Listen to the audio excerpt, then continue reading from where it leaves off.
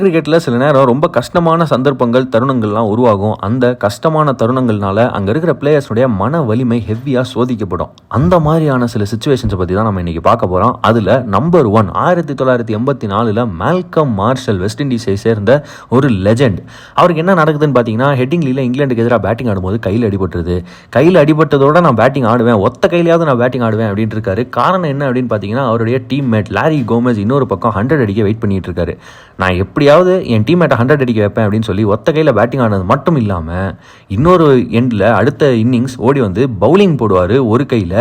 அப்படி பவுலிங் போட்டு 7 for 53 அப்படின்னு ஒரு மேட்ச் வின்னிங் ஸ்பெல்லை போட்டு அந்த மேட்சை ஜெயிச்சு கொடுப்பாரு. அப்படின்றத பார்க்கும்போது ஏன் மால்கம் மார்ஷலை எல்லாரும் ஒரு வாரியர் அப்படின்னு சொல்கிறாங்க நமக்கு புரியுது.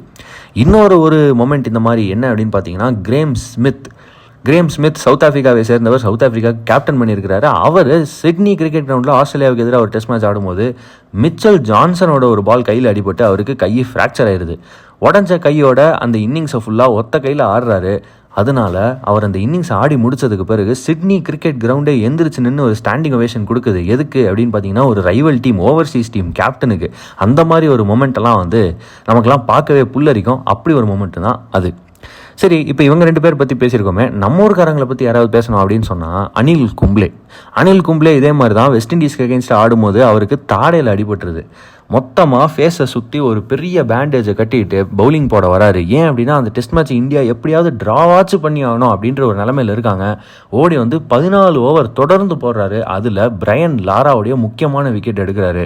இந்த மாதிரி ஒரு பவுலிங் ஸ்பெல் அண்ட் இந்த மாதிரி ஒரு மன வலிமையை யாருமே பார்த்ததில்ல. அப்படின்ற மாதிரியான ஒரு மொமெண்ட்டை வந்து உருவாக்கி கொடுத்ததுக்காக அனில் கும்ப்ளேக்கு நமக்கு ஒரு பெரிய தேங்க்ஸ் சொல்லியே ஆகணும் அப்படின்னு நான் நினைக்கிறேன். அடுத்தது யார் அப்படின்னு பார்த்தீங்கன்னா, இந்த வரிசையில் நேத்தன் லியான். 2023 ஆஷஸ் சீரீஸில் நேத்தன் லியானுக்கு கரியர் த்ரெட்டனிங் காஃப் இன்ஜுரி வருது. அந்த காஃப் இன்ஜுரி அதை விட கொஞ்சம் மோசமானா கூட அவரால் அதுக்கப்புறம் கிரிக்கெட்டே ஆட முடியாது அப்படின்ற மாதிரி ஒரு நிலைமையில கூட இல்லை, எனக்கு அதை பற்றிலாம் கவலை இல்லை, இந்த மேட்ச்சில் என்னோட கான்ட்ரிபியூஷன் இருக்கணும்னு சொல்லி உடஞ்ச காலோட அந்த கிழிஞ்ச காஃபோட இறங்கி பேட்டிங் ஆடுறாரு.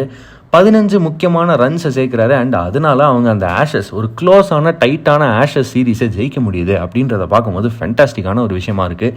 இந்த மாதிரியான வாரியர்ஸ் நிறைய பேர் வந்து கிரிக்கெட்டில் இருந்திருக்கிறாங்க. அண்ட் இந்த லிஸ்ட்டில் இப்போ கடைசியாக சேர்றது யார் அப்படின்னு பார்த்தீங்கன்னா, ரிஷப் பண்ட்டுக்கு காலில் ஒரு காம்பவுண்ட் ஃப்ராக்சர் அப்படின்னு சொல்கிறாங்க. அந்த காம்பவுண்ட் ஃப்ராக்சரோட திரும்ப வந்து பேட்டிங் ஆடி ரொம்பவே எல்லாரையும் அசந்து பார்க்க வச்சுட்டாரு அப்படின்னு சொல்கிறதுல எந்த விதமான மிகையும் இல்லை அப்படின்னு நான் நினைக்கிறேன். ரிஷப் பண்ட் உண்மையிலேயே ஒரு பெரிய வாரியர். ஏன்னா ஒரு பக்கம் அவர் வந்து சில ஆண்டுகள் முன்னாடி ஒரு கார் ஆக்சிடென்ட்லேருந்து மீண்டு வந்திருக்கிறாரு. ஒரு டெத்தையே பார்த்துட்டு வந்திருக்கிறேன் அப்படின்ற மாதிரி ஒரு சுச்சுவேஷனில் இப்போ என்னடா வரும், இன்ஜுரி தானே அப்படின்ற மாதிரி இறங்கி வந்து பேட்டிங் ஆனது நம்மளை எல்லாரையுமே அசர வச்சிருச்சு அப்படின்றது உண்மை தான். இதே மாதிரி வேற ஒரு மொமெண்ட் அப்படின்னு சொன்னால் அது ஷமார் ஜோசப், வெஸ்ட் இண்டீஸை சேர்ந்தவர். ரீசெண்டாக உடஞ்ச காலோட பவுலிங் போட்டார். இந்த மாதிரி ஷமார் ஜோசப், ரிஷப் பண்ட் மாதிரியான ஒரு மன வலிமை கொண்ட பிளேயர்ஸ் இன்னமும் டெஸ்ட் கிரிக்கெட் ஆடுறாங்க அப்படின்றத பார்க்கும்போது டெஸ்ட் கிரிக்கெட் வாழும் அப்படின்ற நம்பிக்கை எல்லா கிரிக்கெட் ஃபேன்ஸுக்கும் வருது அப்படின்னு நான் நினைக்கிறேன். நீங்கள் அதை பற்றி என்ன நினைக்கிறீங்க அப்படின்னு கமெண்ட்டில் சொல்லுங்கள்.